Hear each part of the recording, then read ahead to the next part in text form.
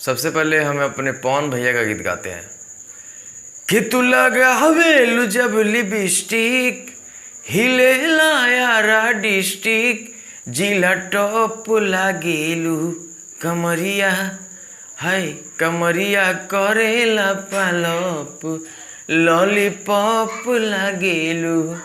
और उनके छोटे भाई खेसारी लाल यादव के, क्योंकि ये भाई हैं, इन्हें नीचा और ऊंचा दिखाना आप सब यूट्यूबरों का कर्तव्य नहीं है।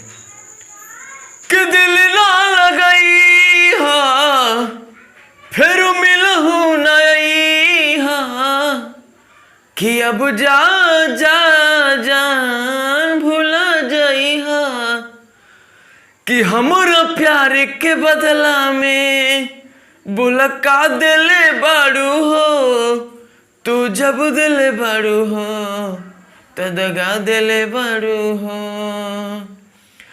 कि याद जानी करी हा हमके बिसरई हा अब जा जा जान भूला जाई हा कि अब जा जा जा जा जान भूला जाई हा। मुझे नहीं लगता कि मैं कितना अच्छा गाता हूँ, लेकिन जो भी गाता हूँ दिल से गाता हूँ।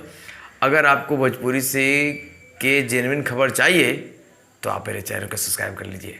ठीक है, प्रणाम।